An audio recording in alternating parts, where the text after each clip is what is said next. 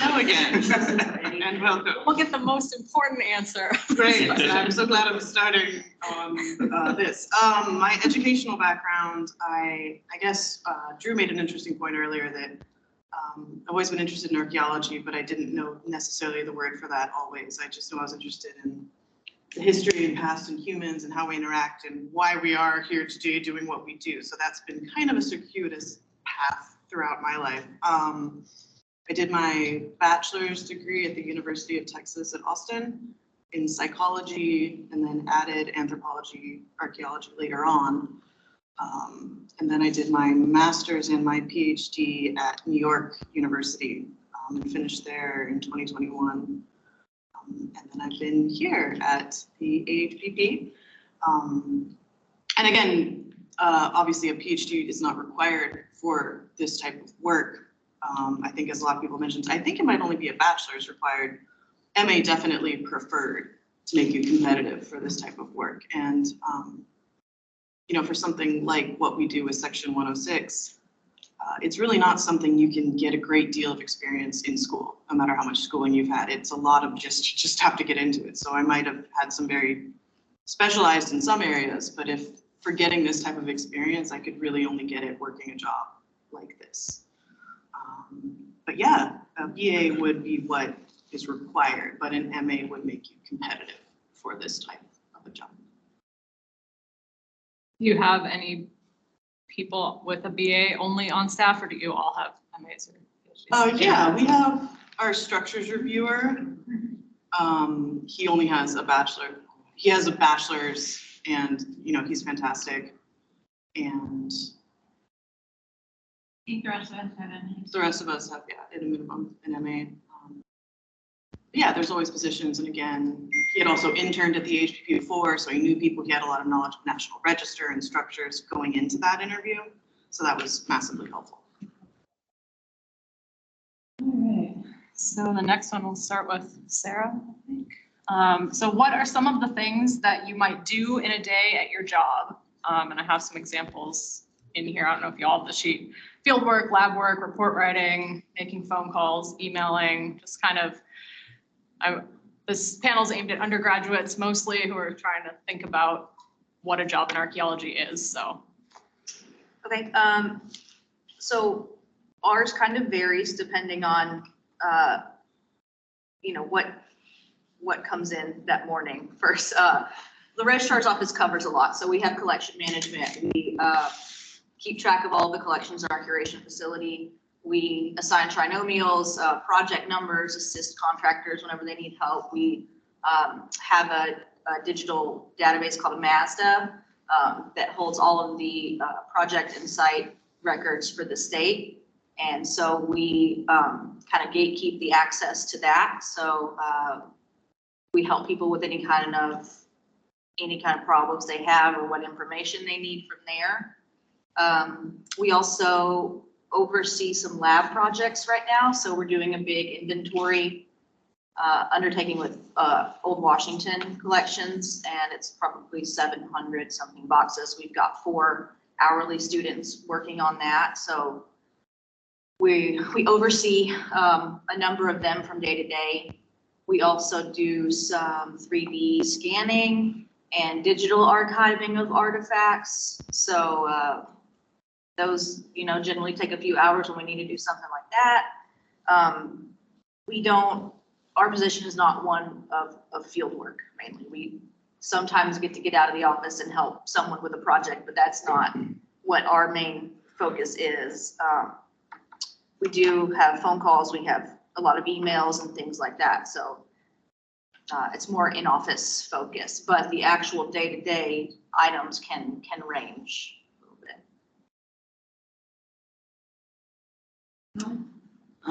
bit. Similar, mine is primarily these days, it's office work. I work for the Corps, so we have 13-ish different offices throughout the state and southern Missouri.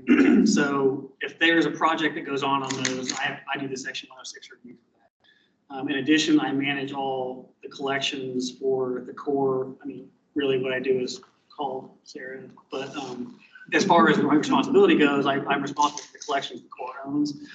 I'm also the tribal liaison, so I am the commander's direct voice to federally recognized tribes. If there's an issue with any project beyond just my own, they come through me. So that's an interesting aspect of it as well. I don't do a whole lot of field work. I kind of try and limit myself to doing small surveys with other rangers or something if I can use them. My staff is me. My budget is 0. So I have to convince the projects to come off with some money and, people in order to do the actual work. So a lot of the work that we do is contracted. I review all those reports. I coordinate them with the AHPP and federally recognized tribes. I coordinate those results. I tell those people you have to do the surveys. They get mad at me.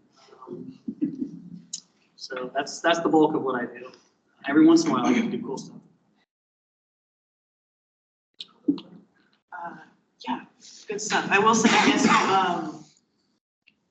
in regard to like taking things away from this panel too, I guess I would want to say to any students that it's just really important to try things out and do different types of work to see what really works for you and what kind of a job you would like. Because I would say in my early 20s, I thought I absolutely wanted a research-oriented career where I did research 14 hours a day, all day, on the weekends, forever. And then at some point that changed and I, very long projects that I was working on only that all day, every day. And I then pivoted away from the idea of a tenure track research career for the idea of something like what I'm doing now with Section 106, where every day is different. It is so rewarding. We have so many projects that come through and we're constantly working on. Yes, there are some that take longer and are complicated, but there's so much immediate gratification getting through things. And there's also a lot of interaction. There's public involvement. We're getting calls from people all the time. There's just a lot of different moving pieces and you get to flex a lot of different muscles. For some people, that would be awful. They want to just be in a lab alone all day, every day, looking at the things. I found I got not happy over time with only that all day, every day. So yeah, I would say with this job, it's a lot of times we're in this building, but we still get to get out, we see sites, we go visit, our lovely survey archaeologists, they take us around and we get calls sometimes to sites where we need to see in person. What are you planning to do? Let's get eyes on this to actually see if we can make a determination or help that make our project work. Can I have you tell the students online what Section 106 is? Yeah, we mentioned it a couple times, and obviously a couple of us are involved. Section 106, the quick rundown of it is anytime federal money is involved in a project. There was the National Historic Preservation Act was a wonderful thing that made federal agencies consider not just be mission oriented, but if you're putting in a road, not just do it for the cheapest amount of money, to consider things like cultural resources. So what we do at Section 106 is we review projects coming through with federal funding to make sure that they're not going to destroy any cultural resources. So it's very rewarding in that we feel like we get to protect, but also then, have surveys in areas where maybe we wouldn't have surveys had we not had Section 106. So yeah, it's I would say, for me, the opposite of very esoteric research where I feel like I wasn't having any real impact on the world versus actually dealing with projects that are in the real world doing things and actually trying to protect resources right then. That for me as a career path is very rewarding. And I can spin off on that. If it wasn't for her and her writing these letters that say, telling these different companies and institutions, you need to do these projects because of Section 106, there wouldn't be our industry, which is basically founded on the Moss-Bennett Act of 1979. So we didn't, when I was in high school, what I do now didn't even exist as a career opportunity. I didn't even know about it. Now, what do I do every day? Well, my life is schedule and budget driven, okay? So I'm like a clown juggling 20 balls at the same time every single day, and it changes all the time. And each ball is a different project with a different person behind it, with a different schedule, attitude, temperament, and it can get really crazy. But fortunately for me, I have the opportunity. I still do field work, probably 25% of the time. I do research about 25% of the time. I write proposals about 25% of the time, and I call that pimping, you know, is when you're trying to get work, okay? And then the other 25% of the time is just a mixture of different things, you know? So it's a lot of work. It's real hard. That's why we make a lot of money, but it's really hard and it's really nerve wracking. My hair is gray, you know? And you know, you have to manage a staff of people. You're not operating in isolation, and it's not, you know, on your phone or on Zoom. It's like down to earth, you know, and you got to go out there. And if there's a landowner doesn't want him on your property, you have to go out there and he's pointing the shotgun at you. You have to go, no, we have to come out there and review this or whatever. You have to deal with a lot of people and manage a lot of things. And it's really crazy, but I'm kind of the person that kind of loves sort of pressure and stuff like that. And so it works for me, but a lot of people don't like it, you know, and can't handle it, you know, but it just is what it is. But again, I'm like the clown juggling the balls all day long, and we will make plans on Monday and they will change on Tuesday, you know, and weather, you have to take into effect all of that and everything. And it's a really, you know, it's a lot of moving pieces to deal with, you know, and a lot of personalities, you know, that drives a lot of things too, you know. But again, thanks to them, they tell the people that we have to do these projects, and then we bid on them, you know, and that's the work. So I'm a contract archaeologist. Can you talk a little bit about like what a field tech at your company would? Yeah, well, so they go out, it depends on what type of project we're doing. There's basically three kinds, okay? So one is a phase one survey. That's where you locate sites. And basically what you do on that is you go out and you find sites. And the way you do that is you talk to people at the local gas station and they'll tell you where they are, right? Or you can go, that's the easiest way, okay? But the more typical way is you go out and you look back and forth in fields that are plowed and you can find artifacts on the ground, and that's easy and fun and great. And then there's the worst thing is when it's not the worst, but it's a lot of labor, is when you have to go out and work in forested areas or areas that don't have good surface visually. People have to dig shovel tests at defined intervals, and that's like digging a post hole, run the dirt through a screen to see if there's any artifacts, take notes on what the profile looks like, fill the hole back in, record its position with the GPS, and then go on to the next one and do that 32 times a day, you know, and while carrying your water and your lunch and everything, and while it's raining or it's hot as you're wet. And you need, you know, so you need to be in pretty good shape. Then you need to like being outdoors. You know, I always said one of the main things that made me a good archaeologist was actually being in the Boy Scouts, man, because you learn about camping and outdoor skills and stuff like that. And so people that want to become archaeologists, I always tell them, first of all, you better love it, okay? And second of all, if you have scouting skills, it really helps a lot because you're used to it, you know. And that's so another thing of what we do every day when somebody is out and record the site, that information comes to us. And so a site, as defined in Arkansas, is, you know, 3 artifacts within 5 meters or something, diagnostic feature or something like that. When they record those, they come to my office and we look it over and say, yes, this meets the criteria. We check the maps and make sure it's not already recorded. And then we take that form, and every county, you know, has its own list of numbers. We give it a number, we put it on the map in our office and on the GIS side, and then we fill in probably 40 to 50 points of data about each site. And I think we're up to like a little bit over 51,000 sites now for the state. Can I just add for the future, if somebody can see this, I love shovel tests. There's a part of me that absolutely misses it in the academy because I don't get to go out and take shovel tests anymore. So the best fun I've ever had. Well, and that was only phase one. Now, see this. Okay, people go out and they get to do more like formal excavations like you do at the society dig. You actually go out, and this is like what you see on TV, you know, a formal excavation where you're at one place, you're at one site, you're excavating for a certain reason. You know, it's a historic site with a slave component, or it's a Paleo-Indian site, or it's important for some reason, and you're testing it. And then finally, if that site is significant or eligible for the National Register, and it can't be avoided impact by whatever project, it's going to be a roundabout or Walmart, whatever, doesn't matter to me. But then you would do, sometimes we negotiate things. The advisory council wants you to avoid impacting sites. That's the guidance, but sometimes you can't. So then we end up doing larger digs, and those are the ones that you usually see on TV with large block excavations, and a lot of people out there digging. Those are kind of the fun career building things, but they're generally money losers, so you have to be real careful on those.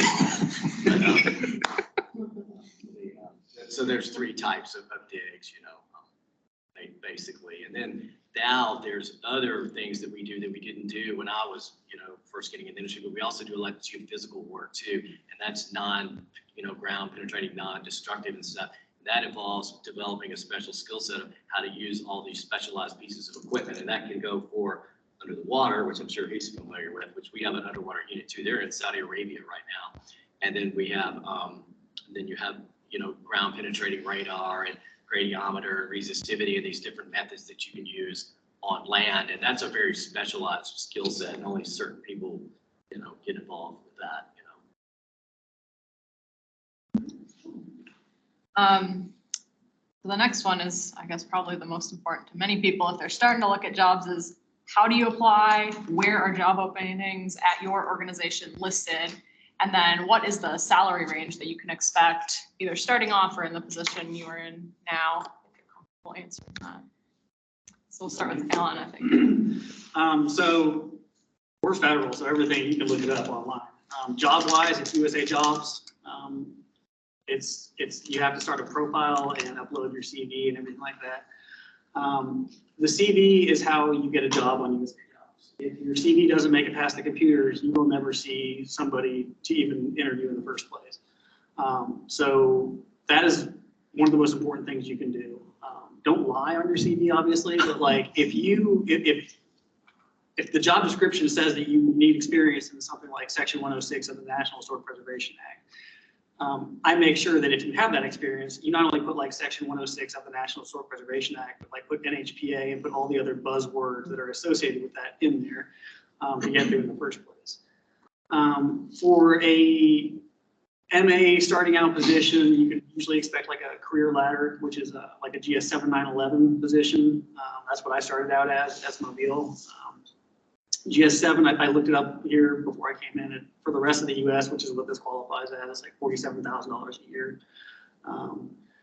The career ladder, the way it works is if you don't screw up your first year, you bump to a GS9, which is then $57,000 a year. And if you screw up the next year, you get to 11, this is without competing again, which is like 67, 68, something like that. It's a significant jump every year.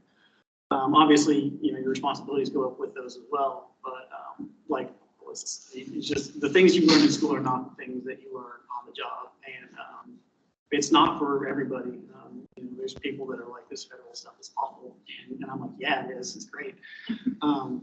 But the typical journeyman position that I'm at now is like a GS12.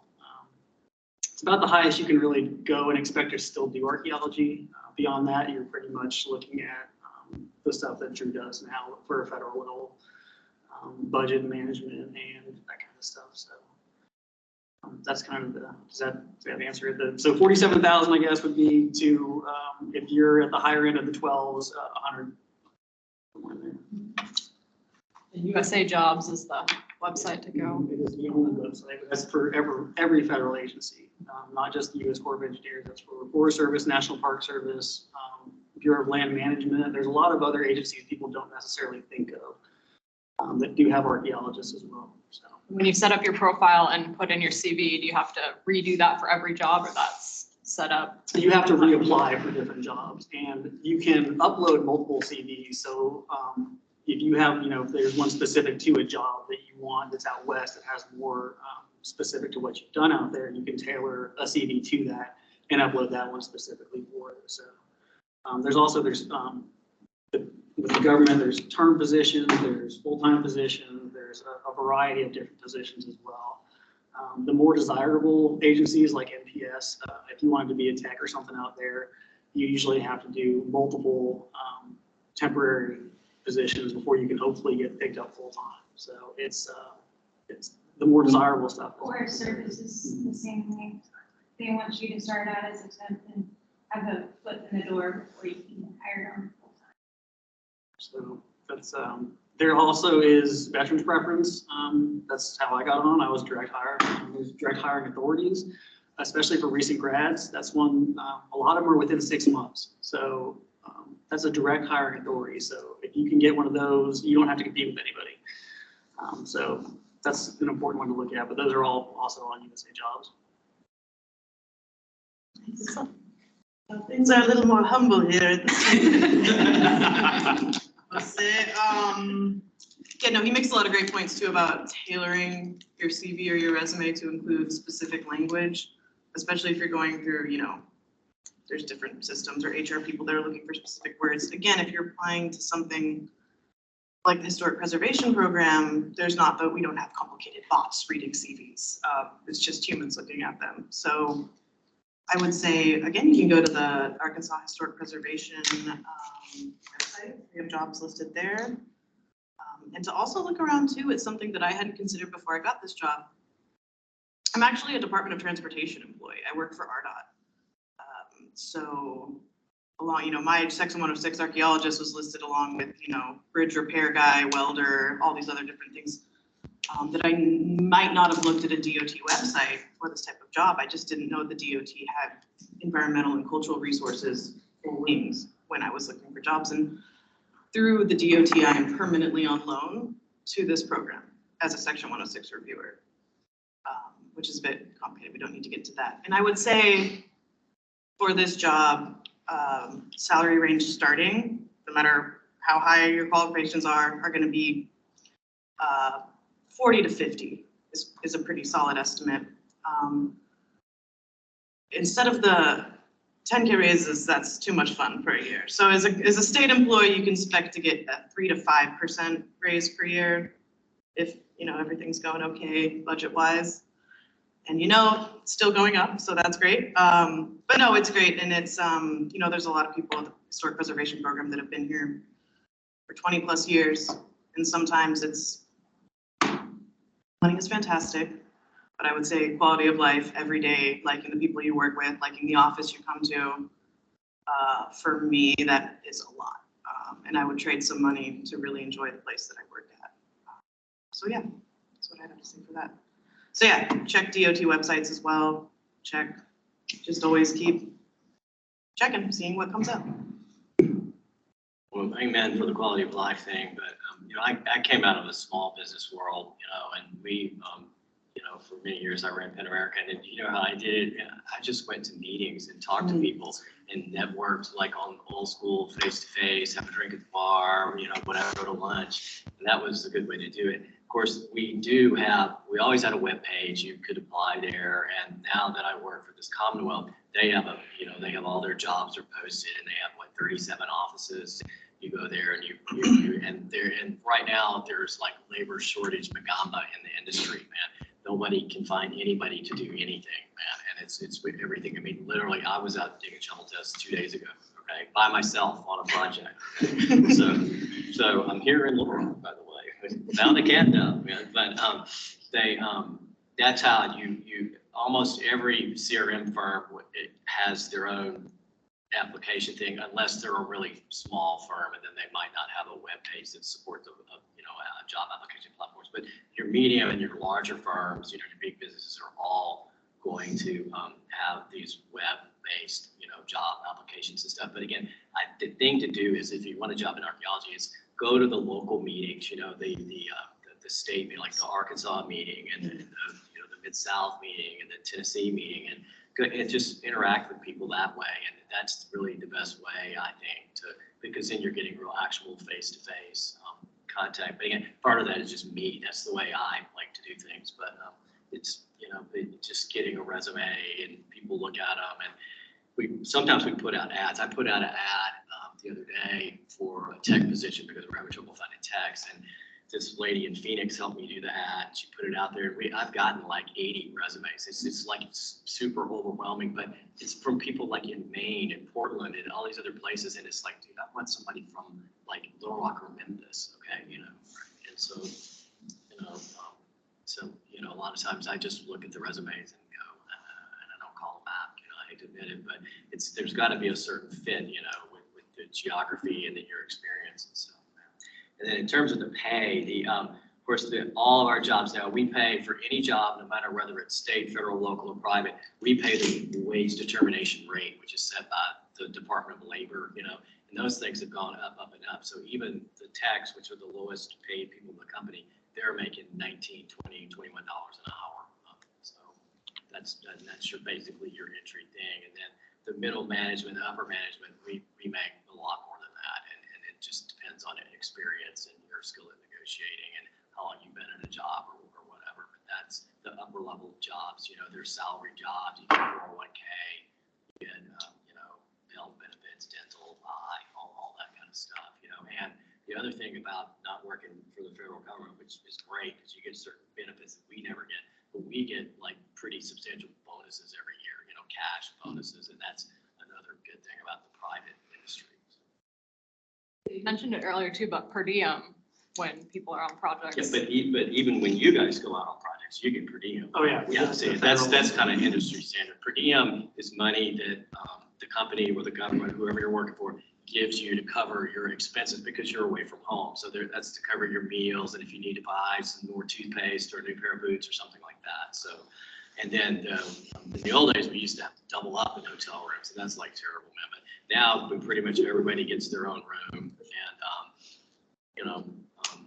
you get your per diem, but it's life on the road. It's hard, man. You gotta love it, man. Spending a lot of nights in a hotel. I've spent half my life in a hotel room, and it kind of gets old. Even the archaeology's fun, but then you're back at your room at night. It's like, kind of wish I was at home, so. So the survey is, like I mentioned earlier, a statewide organization. We have stations based at different universities and at 2 state parks across the state. So a lot of times our jobs are posted either with the University of Arkansas or do they post with the individual campuses as well? Yeah, but mostly through universities. Yeah. And so, those get listed online. But mostly, you have to be familiar with the university system to be aware of those, or be familiar with a professor at whatever university. And we have kind of a range of positions. So the station assistants, which are usually a bachelor's level, range all the way up to the station archaeologists, which are PhDs, and then people at the CO are, in my position, are master's level. So it kind of varies. And the salary range is based on that. I think entry level now is like mid-30s, and it goes up from there. But with that, as with a state agent or for non-for-profit agency, we have really good benefits. So we have really good insurance. We have holidays. You're at home. I have 2 little kids. So like my husband works in the private sector. So he is mechanical maintenance. He works on large machines and he can't get away easily. If one of my kids gets sick or if something happens and I need to be there, I can be there. So it's kind of a trade-off for that. We have a good retirement system. We're home every day. And our raise system is kind of like Elissa's. Our budget is set by the state. So it's not high by any means, but we can get about 3% raise every year. And, so like I said, we have different positions. So the lab positions that we have, inventory and collections, those are usually like college kids. That's an hourly rate, anywhere from like, 11, 12, 13 bucks an hour. But it's good experience, and it's easy to fit into a college schedule. If you've got a gap in your classes, you can come work there for a couple of hours. So it varies. I forgot to mention the overtime. Okay, sometimes we get paid overtime. So you never have to Those are see your usually hotel. really high pressure situations, and it can be a grind. But we have maritime archaeologists that they send out, and they're on a boat like for 7 days in a row straight, so they're making overtime on that. And then when we have high pressure clients like US Steel say, well, we want this done now, then we just, like last January, we worked every day of the month except for the 2 days that it snowed to get a job done. And everybody, me too, so. That's a really great point, though, if you're thinking about different career paths, right? Because overtime is awesome. But like you said, those are high pressure situations. Those are also, you're getting paid more because it's extra hours. Whereas one thing I really love shifting from my old life to this life is I'm with the DOT, I clock in and I clock out. And if I clock out too far after when I'm supposed to clock out, I get a little red bar yelling at me because I don't get overtime. So it's saying, it's nice for me personally to have those parameters. Do I get overtime? No, but and those are just things you have to. I would like to just jump on what Drew was talking about as far as like now being, we can't find enough people. 10 years ago, I was sending text group chats about like, does anyone have a job? And now I'm sending it to the same people I went to grad school with. And I'm like, do you guys have anybody? And they're doing the same thing. So for those of you out there looking for a job, it is the halcyon period, and do not overlook it. Get in now while you can and figure out if you want to do this, because it was not like this always, and it probably won't be like this always. So it's a good time if you want to get into archaeology. I guess this is just for Drew, but if some of the people watching are not finished with a BA yet, but they have the summer off, is there a way they could get a tech position at a CRM firm, or do they have to have that BA to get? No, you could, with this again, because of this whole, come on, we'll just try you out. So if you need a summer job. I've got 3 permanent techs right now. They're hourly, but they're permanent, and they get the insurance and everything. And they, 2 of them have BAs in anthropology, and one of them does not. We just trained him. He just was a natural, And they all make the same, but they all work the same.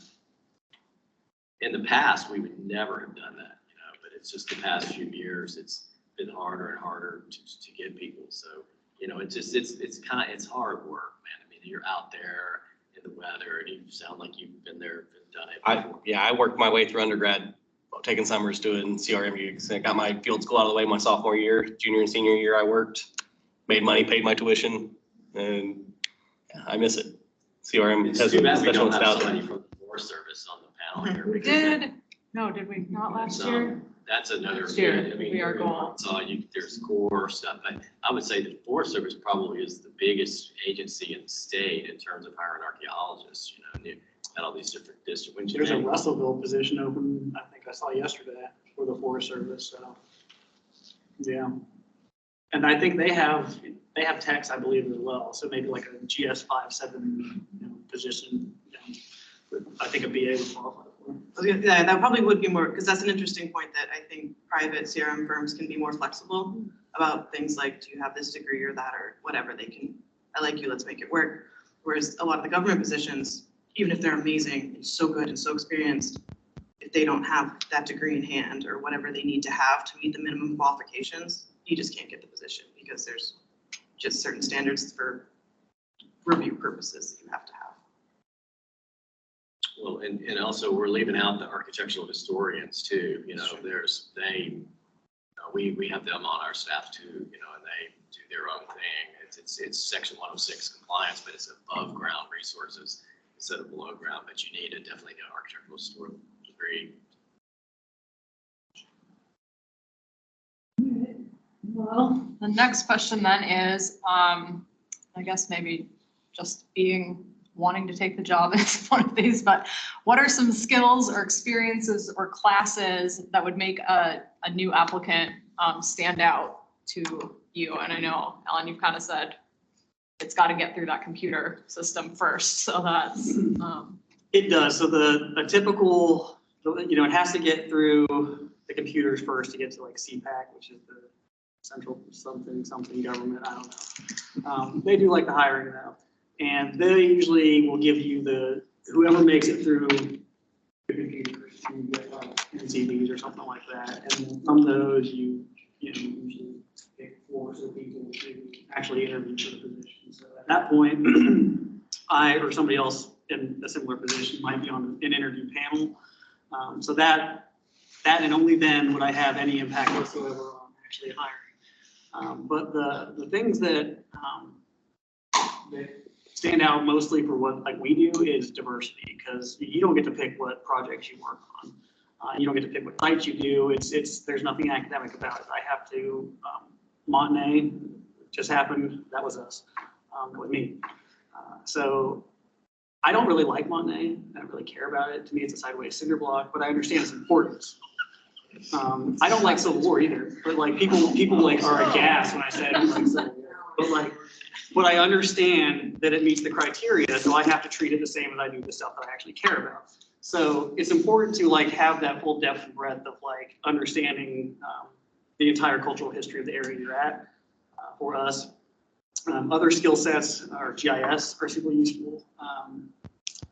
Geology, a lot of the geophys type instruments that we're talking about now, that's I think going to be a lot of the future of it. GPR, ground penetrating radar.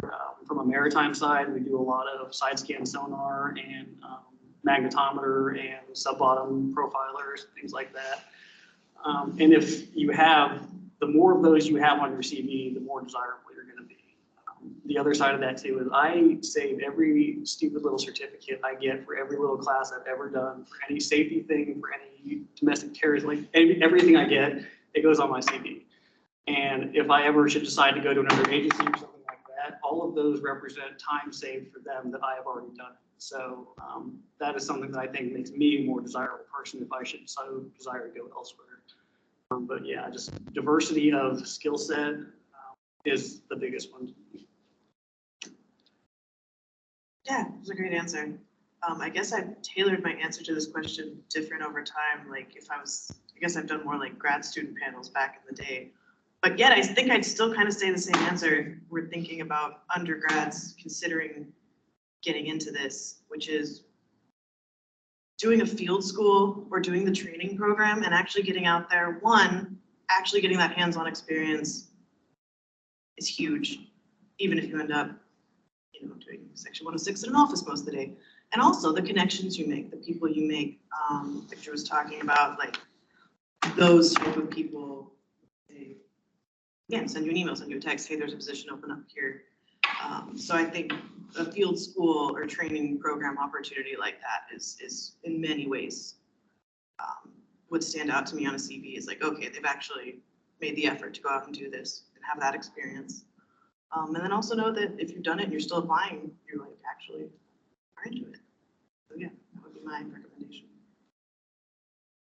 Yeah, well, I look at a lot of resumes, and well, first thing when you're hiring a tech, okay, you just look and see, do you have a field school, yes or no, and what is your other experience, and then the next thing I check is who are your personal references, and then I will call them, okay.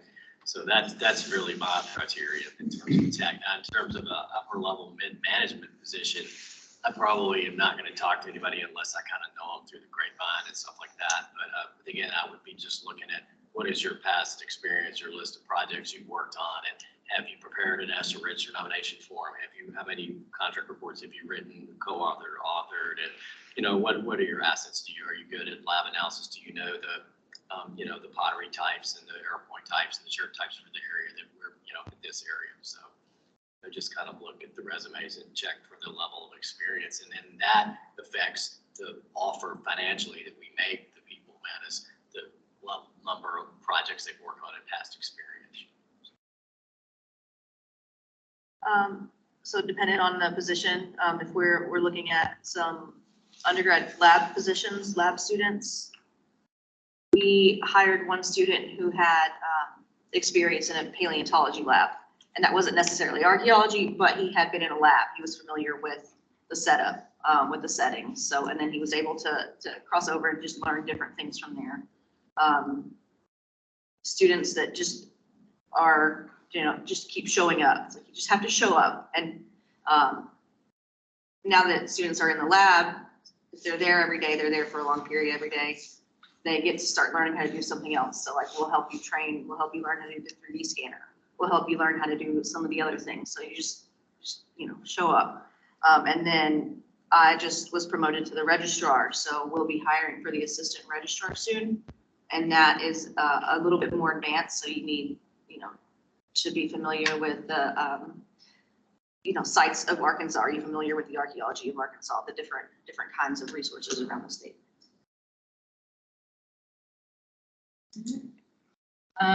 So it's kind of a big one. You can go however you want with it, but what guidance would you provide to young professionals starting out in their careers? Start with Elissa. Yeah, it's an interesting question. I guess I would say if I were to draw my own personal path, I would say have a plan, but be flexible. Sometimes you make a plan and do the, work hard and try all these different things, but be flexible if different opportunities present themselves, or just because you have your eyes set on what you think you want. If you're not happy in that path, or if things are not working out in that path, it is okay to deviate. It is okay to do other things. And I think that's good to keep in mind too, especially if you end up in programs or working with people who have an idea of where they want you to go, to listen to yourself and what you want to do, pursuing your career. And your career can go through many different phases. You can play many different roles at different times. Maybe you'll be more in the field at some time, maybe you'll be more managerial at some time. And just be open to having a long and interesting career that, might not end up how you thought it would started. My number one thing is don't get into archaeology unless you absolutely love it, okay? Because it's hard, it's difficult, it's not really the most financially rewarding profession in the United States or the world or whatever. So you really gotta like it, really make sure you like it, before you get into it. And then I would say at the beginning of your careers, do as many field projects as you can, get as much experience as you can across, whatever region that you want to work or everywhere, I've worked all over the world now, but mostly in this area, and so just get as much experience as you can. And as you kind of go through your career, like what she's just saying, I used to be in the field like 75, 80% of the time. Now it's like 25% of the time. There's a lot more management because if somebody's got to feed the beast, I've got to go out and get work for the other people to work, and so I do a lot of that. Now you become more administrative as your career moves along, everything kind of just changes. But the main thing is you better love it, man, because otherwise you might as well do something else that makes you more money. And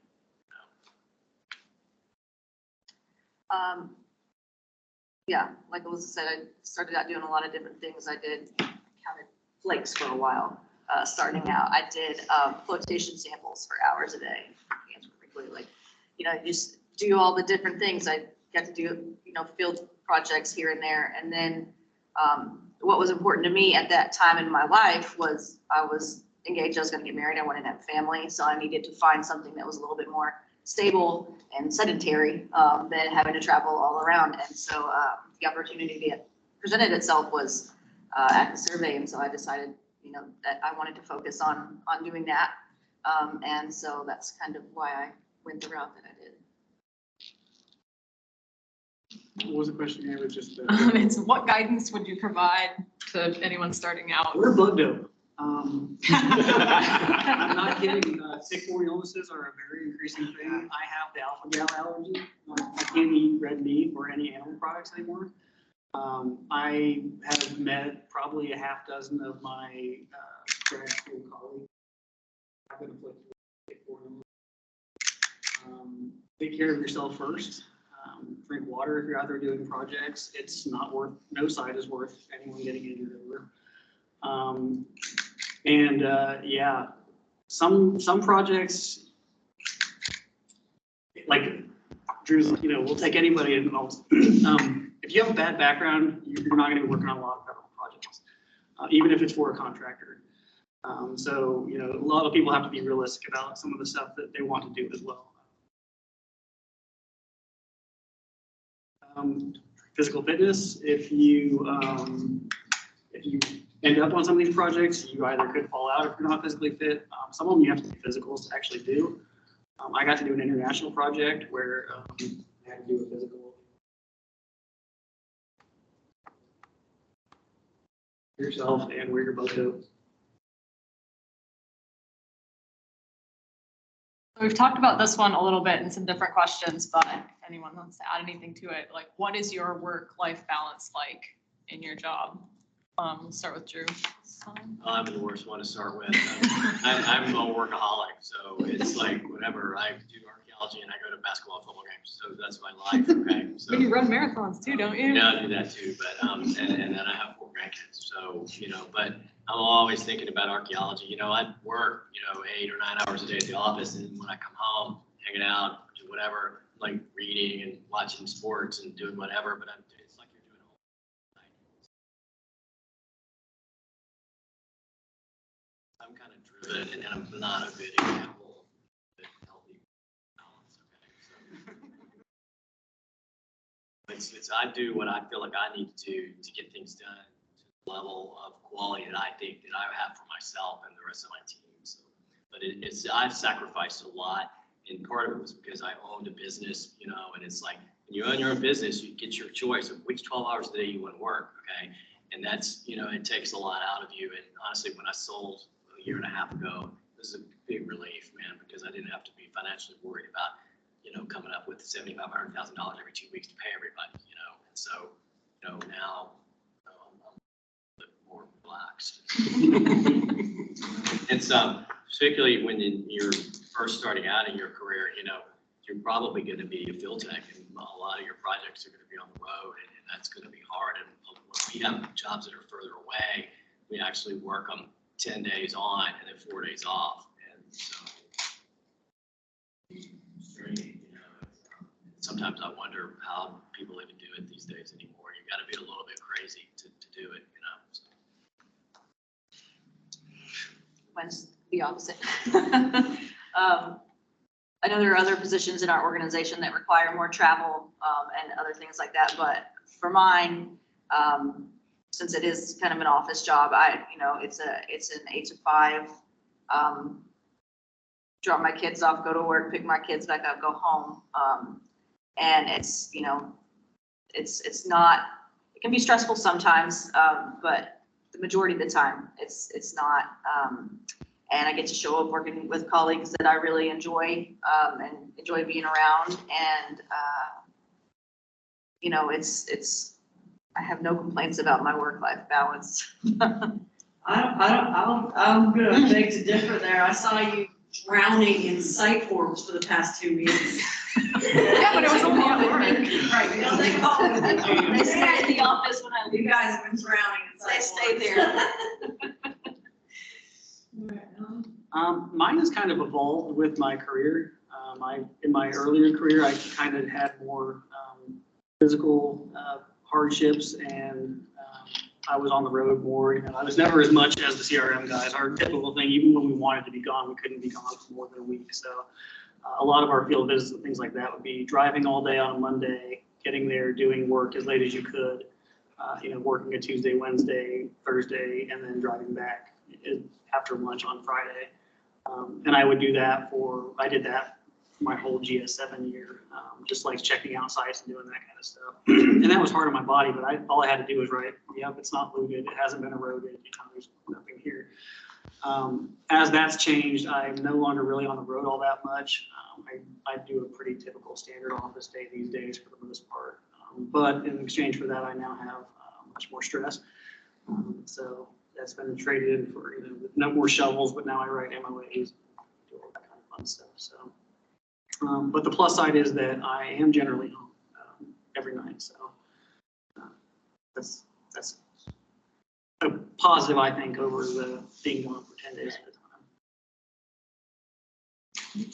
Yeah, a lot of great points being made. And for me, I mean, this was a huge driver in where I am right now, because I had a very poor work-life balance for a very long time. And I would, you know, nights and weekends in the lab all the time and just go. And I was unable to form any division in between when I was in the lab versus I have these manuscripts I need to be working on, but also these papers to grade. It was always home with me. There was never any divide. And also, I mean, there was an 8-year period where I was gone for several months of the year. And when we were in Tanzania, that was 2.5 months where every day, 7 a.m. to 7 p.m., we were working. And was that an amazing experience? Absolutely. But as I got older and I started to have this idea of, do I always want to be on the go so much? And the idea of like actually having some more stability, days off started to sound cool. And yeah, I mean, and also I'd say 3 of my longest, closest friends in the grad program were a couple years ahead of me. And they went tenure track, you know, and they had postdoc after postdoc after postdoc, moving every year to 18 months, and then finally getting a tenure track job. And then even then you have that, okay, well, we have 5-year tenure review and it's work and it's stress and it's nonstop, and then trying to get tenure, and then all of a sudden you're in your early 40s and you don't have tenure yet, and it's very stressful. And I don't see them having a lot of work-life balance. So I jumped off the tenure track treadmill for a job that I love and that I have a wonderful work-life balance. I clock in and I clock out. I'm not expected to check my emails on the weekends. Jessica's never, you know, calling me at 11 o'clock at night saying, hey, did you see that email from the project that blah, blah, blah just said? We deal with it in the morning when we get there. And after years of having advisors and people who would call me at midnight and say, what are we doing with this? I'm loving where I am now. And again, for some people, again, Drew's the example of so many of the tenured professors I know that are go, go, go nonstop. And if that's the lifestyle you want, that's awesome. Go for it. I'm kind of like in having a little quiet home time at night. It's really cool to have the division. So for me, that was a major driver of the direction that I went. All right, so we've just got 2 more questions. I think they're the easiest ones. I'm going to swap the order of how I sent them to you. So what is your least favorite thing about your job? And then we'll come back for your favorite. So we'll start with Sarah, your least favorite thing.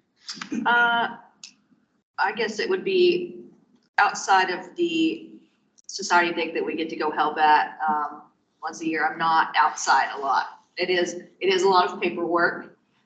It is a lot of, you know, reading emails and doing that kind of a thing. And so I would say that's probably the biggest thing, is that you're inside a lot. I miss being outside, getting to do things, different kind of projects around, but it's a trade-off.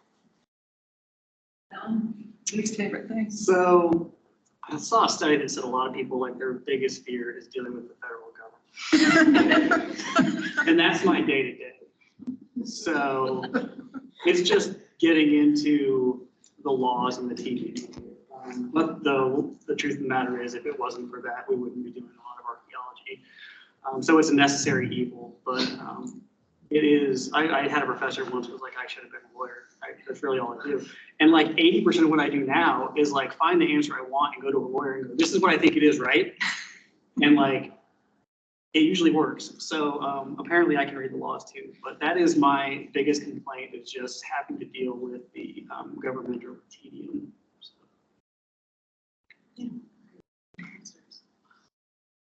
I would say the least favorite part is that we cannot save everything. I think a lot of us that come into this, you know, we love archaeology, we love architecture, we love history, and not everything can be saved, even if it's just, you know, a cool historic building that it's gonna have to be torn down for whatever reason, but in the way that's also a benefit, because one, it feels good to try and be protecting as much as we can. And also when something does have to be, you know, Army Navy Hospital, if a building has to be taken down, to try and get the most, you know, information out of that we can, and to be helpful in that instead of just knowing it was destroyed without any record of it. So yeah, can't save everything, I guess is the.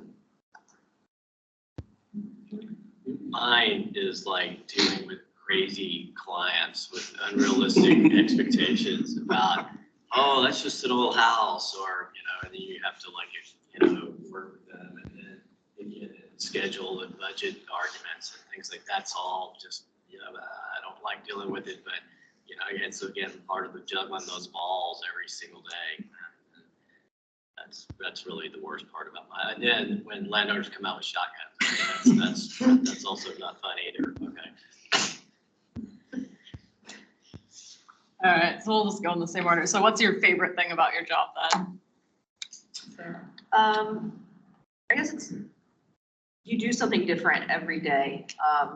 Some of the things are the same pattern, but you focus on something a little bit different every day. And that's kind of nice because you're not waking up to monotony all the time. And also part of what I do as the NAGPR coordinator is work to repatriate the collections of the human remains, burial objects, things like that. And over the 10 years that I've been there, I've gotten to to effectively repatriate almost everything that the survey that we've identified in our holdings as being NAGPRA related, and return the ownership of those objects to the tribes, and that's given me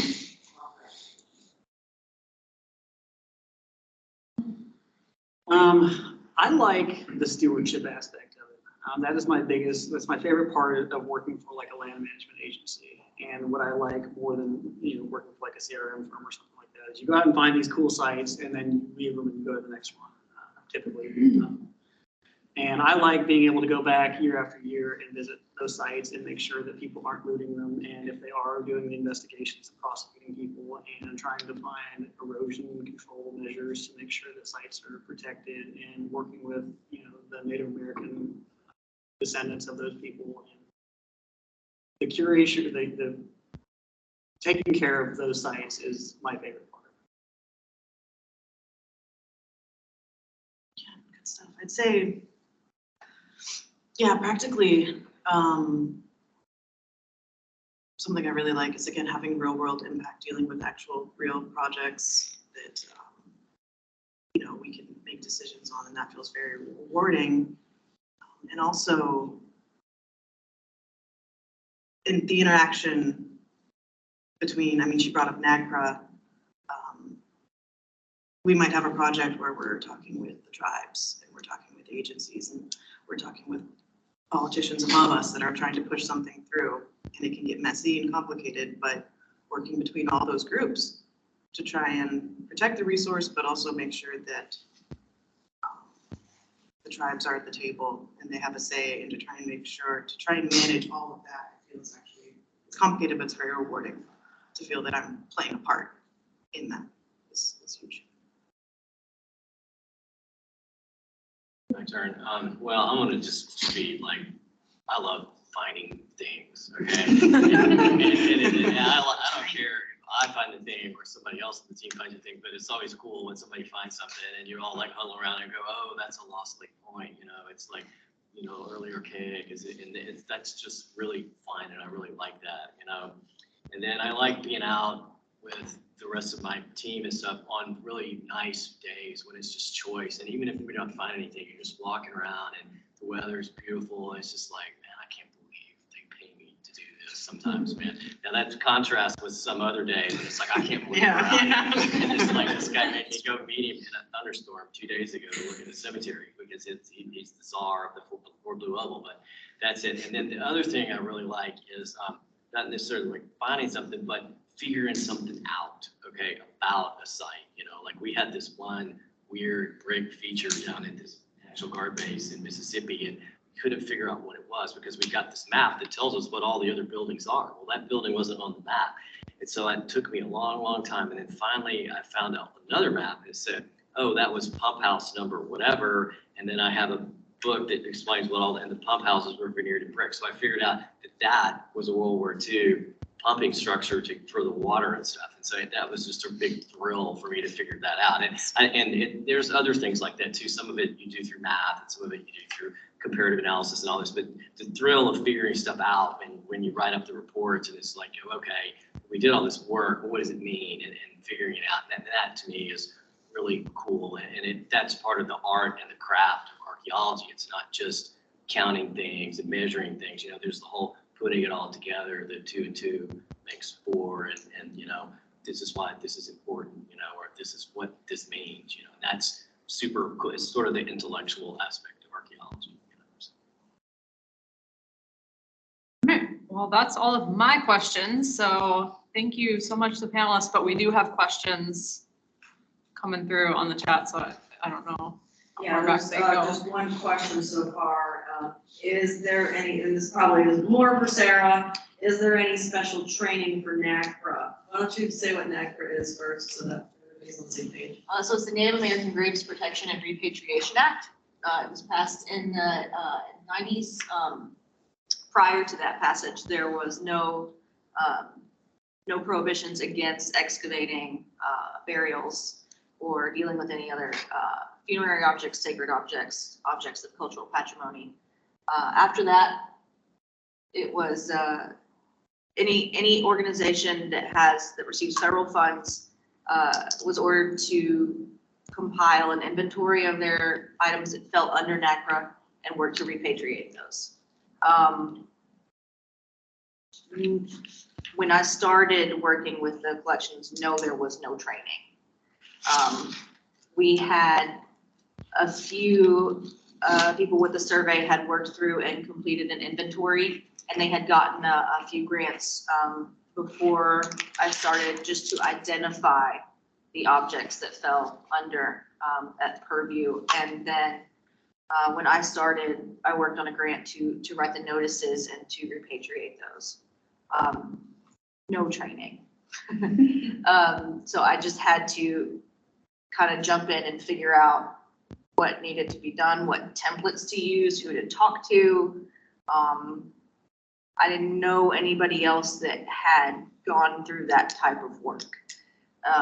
Now there are communities of practice that have monthly or bi-monthly meetings, email lists, Google Docs that can share just random messages. Has anyone dealt with this before? Does anybody have signs for their collections area? It's just all kinds of those things. And but before that, no, it was just kind of trial and error, which was kind of difficult.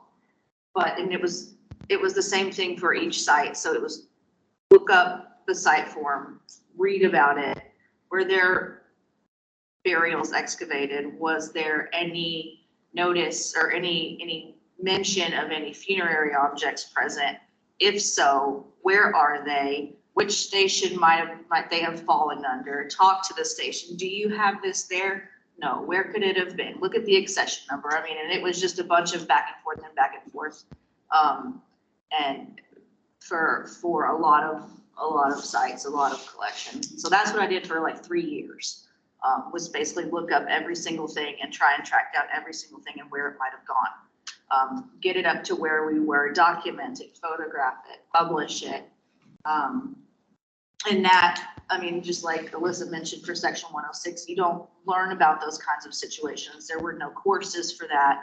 It was just kind of, figure out what needs to be done, who you need to talk to, and kind of go from there. Before I did the surveys collections, I worked with Dr. Ann Early on a small project to try and identify some of the course collection around Lake Millwood, to see they had a publication that had photos of things, and they were trying to figure out where those items actually were and which ones actually fell under NACRA. So I kind of got that little bit of exercise before I started ours. And then whenever I started our collection, I thought, well, I didn't set out to do anything for NACRA. I didn't know it was a law. I didn't know it was an issue. And then once it came up, I thought, well, that's something that I could get done. We had to get a grant for my position because a lot of agencies that need to do this kind of work, there's not a lot of funding for it. There's not a lot of time for it. And so it's that kind of thing that you usually have to get external funding and somebody to work on it. So it was something that I could get done and that needed to be done and was almost there. And so that's kind of how I got into it. And anybody interested in the NACRA process, there is a job opening with Ozark St. Francis National Forests for a NACRA archeologist that came through earlier this week. It does close on March 6th, the application process, but it is on USA Jobs through the Ozark St. Francis. So just a random bit of info there. And the SAA is now offering NACRA courses on a regular basis. I've seen them come up on the society websites. So you can enroll in some kind of You have to be online a training. member of the SAA to Typically, yeah, but Or you can pay yeah. a bundle just to take the course if you're not an SA member. But if it's something you want to learn more about, then There are a lot of options now, yes. I will say the Advisory Council of Historic Preservation does offer classes on 106 training. You do have to pay for them. They're not always cheap, but if your college or university offers it, some kind of a cultural resource management course. They bring up 106. They may not dive into all the details. Again, it's one of those things you just have to experience. But if you have a good field work background and a knowledge of the laws themselves, you can get into the 106 type position. Whether it's actually doing 106 on the field work side or doing it on the review side.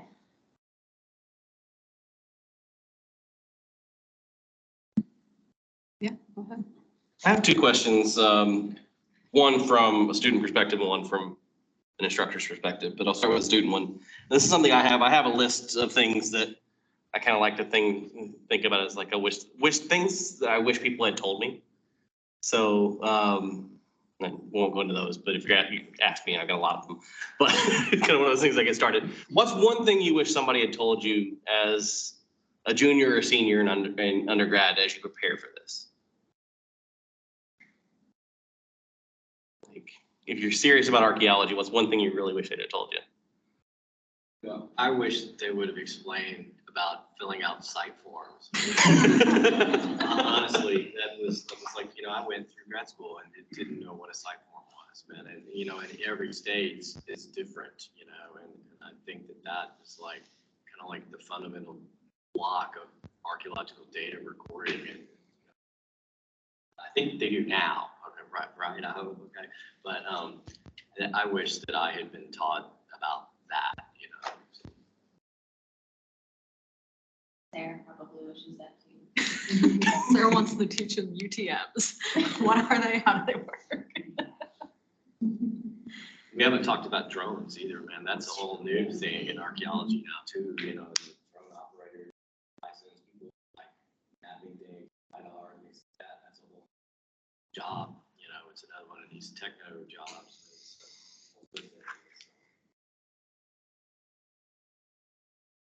Map some stuff using infrared. So I actually did it down at Memphis Bill Street Landing at night, just ran the thing at night.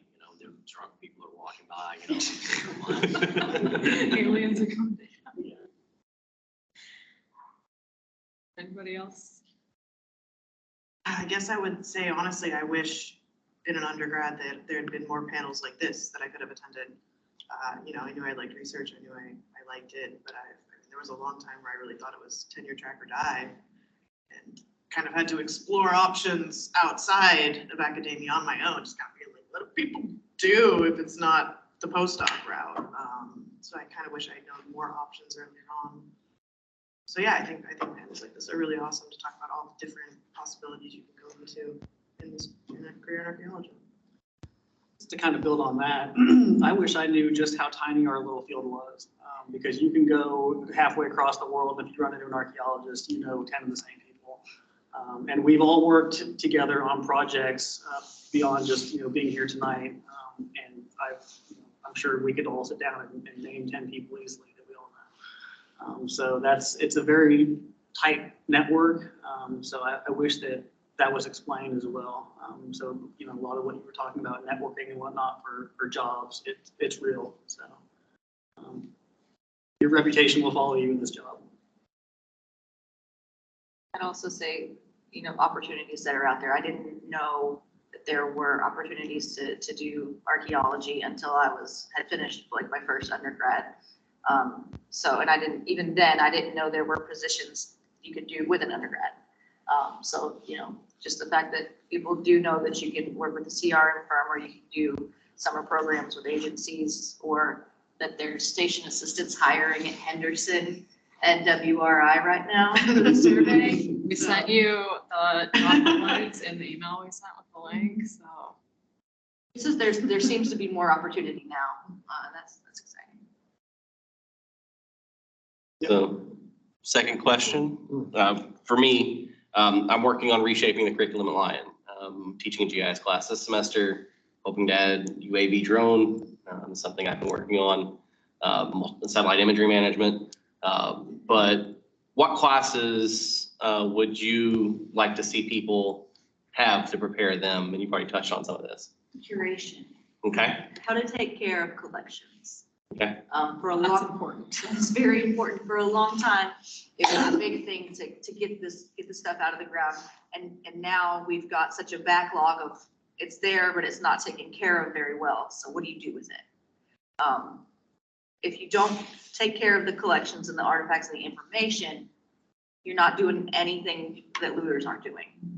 So you need to take care of the artifacts themselves. And that's the biggest thing. And that's coming, we've been doing a big reorganization and just, rehab work the last few years. And so that's something that is very dear to me right now. I can piggyback off that one. Conservation is a really cool. Archaeological conservation is, where the hard and soft sciences come together. And I worked in the conservation lab when I was in grad school, and that was the coolest thing in the world. Doing electrolysis on metals and things like that. I mean, that's, if you need to inspire students to do something, and that, maybe it's just me because I'm a weird nerd, but like if making rusty metal rusty doesn't do it for you, I don't know what it does. So, that would be an interesting one to me, and definitely is a necessary skill. There's very few conservation labs out there right now. The ones that do, I think that there's last I checked, I remember one of my professors told me like Lake Champlain charges like $100 a spike to do electrolysis or something like that. So it's and that's for freshwater. So it gets a lot more expensive from there. You have there's a couple others, Maryland Archaeological Conservation Lab, Texas A&M. Texas A&M is what we use. Yeah, and Donnie Hamilton's book is online and it's free, and it has a lot of that stuff as well. It's that's the one thing that I think would be, and as a student, I would have found very interesting. Texas A&M has got shipwreck in the harbor, so we dug the whole thing up, right? At like 16 Albert County. They've got it all, and they got their own contract to conserve that stuff, and I think it's $16 million, man, but that doesn't even go through me, okay? So they got their own contract to do that through the Savannah district. So there was really more money on that end of the conservation end than there was on the archaeology. It was about $6 million, but a lot of that went to the barge company that we had to hire, for the lifting and all that. But the conservation contractors is like amazing. They've got to get all the grunge off those cannons and stuff.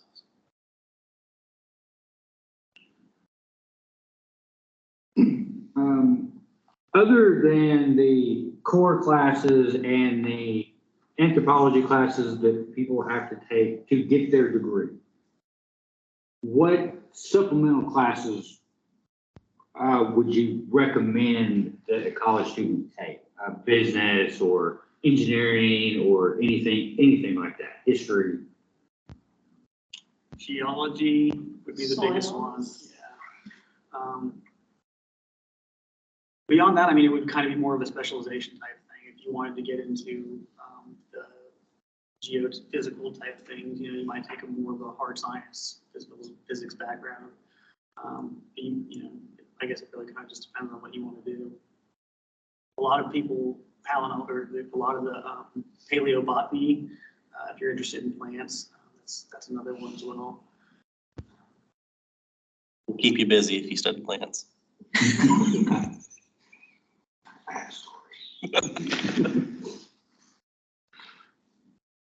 Do any of you guys have any programs where you work with like younger kids?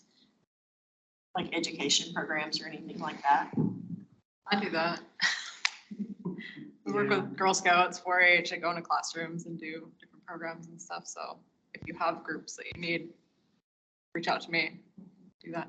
We do have some lesson plans online that people can download and use. And then we have boxes of stuff that go with those lesson plans at each of our stations that teachers can just borrow if they want to do it in their classroom on their own, but I can bring it in as well and other things as well, but that's. We work for Arkansas Parks, usually at the end of a phase 2 or phase 3, we'll have what they call a volunteer day, and they can bring, anybody can come and we'll set them up with a unit that's gonna have a lot of artifacts, usually like Coke bottles and stuff like that, But the people that come, it's usually it'll be like Boy Scout troop, whatever. It's usually, but there's also older people and stuff too. But those volunteer digs are real popular. People get in there and they, find stuff and the thrill, like I was telling you, the thrill, and they love it, man. And it's fun and it's good. The park, I can say, well, we're having an outreach program, and we usually do those on Saturdays, but I can't say we've done, but maybe 6, 7, 8 of them. But they're pretty fun for me too, In the society dig too, I think you have to be 8 with an adult with you. But so if it's not a big group, if it's just one kid that that's interested, that can come and learn archaeology for however many days. Volunteer day hooked me.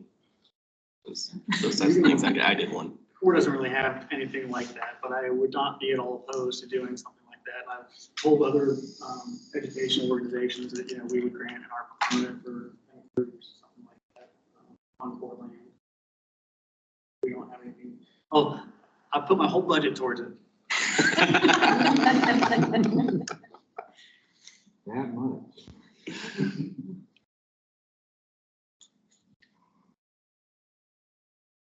Does anyone else in the room have any questions?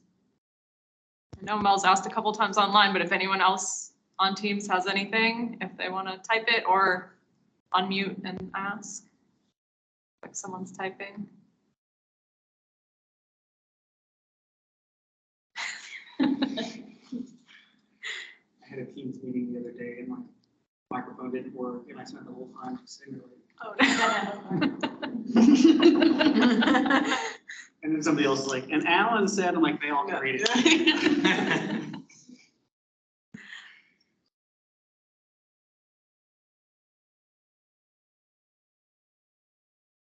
While she's typing, we're kind of finishing up, so there is still more feedback here. If you're in the room, grab some, and thank you very much for the panelists. So the question is, I just completed my BA in anthropology, congratulations. And I'm undecided if I should go on to get an MA in anthropology or history. Any recommendations? Because it depends on what you want to be when you grow up. So you've decided on poverty either way.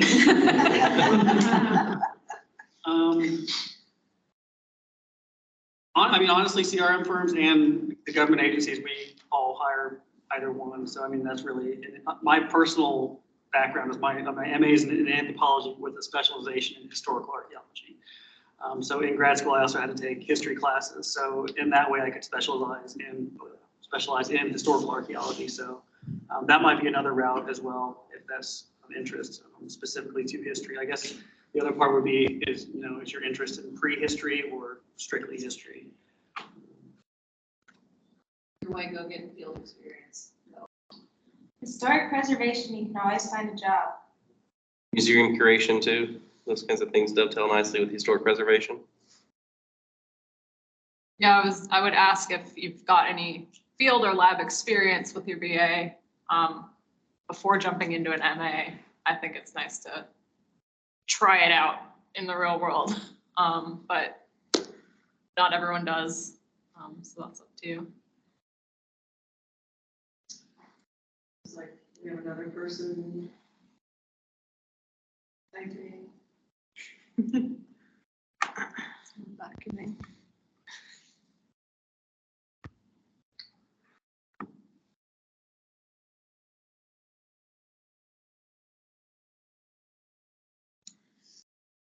Have everyone take some typing classes, so For Lisa, this is Jessica Cockburn. I run the Section 106 program at AHPP. And for historic preservation, there's a lot of ways you can go into historic preservation. You can do Section 106 archaeology.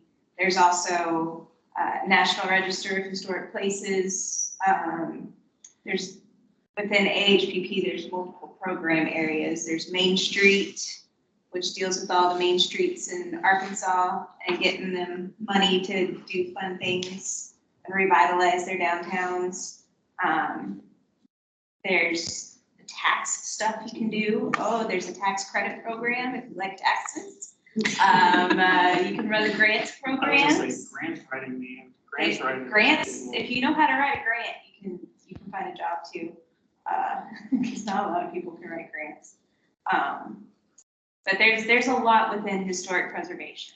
So that would not necessarily be a bad career choice. Be well-rounded.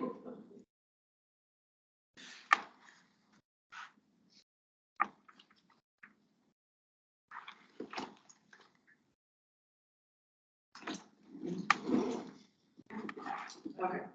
I'm going to be graduating this year with a BA in anthropology as well, and would ultimately like to go into collections, working with historic artifacts and archives. Is there a particular avenue to take, or should I start out working in the field? I, just as a, when I went to grad school, they offered a full assistantship for collections for your entire master's. So yeah, there's a need, and if you play your cards right, you could get one of those. So if that's your true desire, then man, there's jobs out there.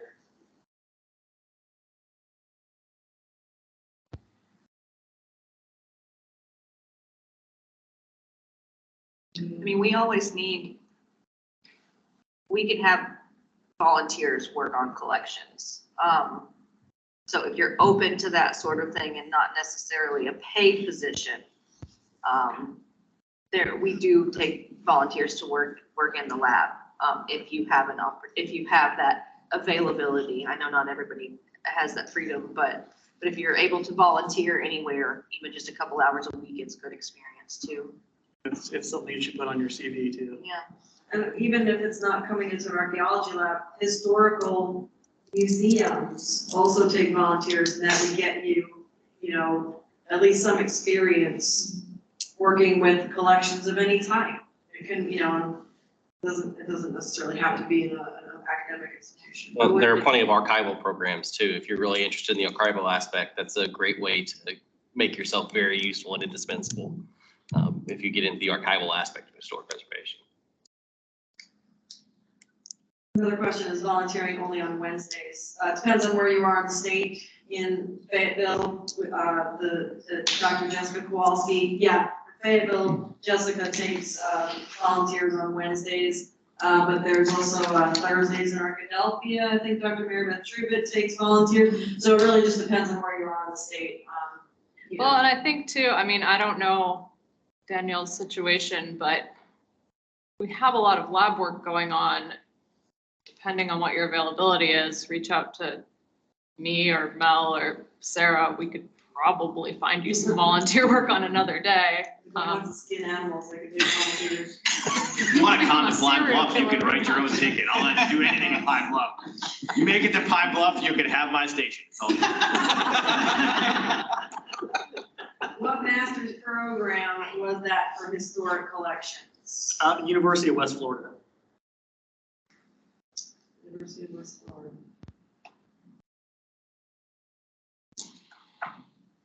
Let's see.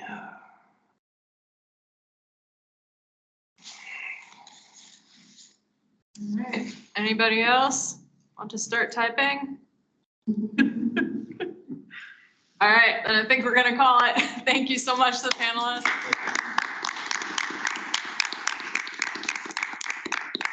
Thanks everybody for coming, and we will try to get this online, whatever we did record of it. So. It's the first 13 minutes. Just a few introductions. So, Michelle, if you need anybody up in the Batesville area to do any outreach or anything, Yeah. I volunteer. Okay. Because I've been working on that, so I'm sorry. I know it's a trek for a lot of people because we're out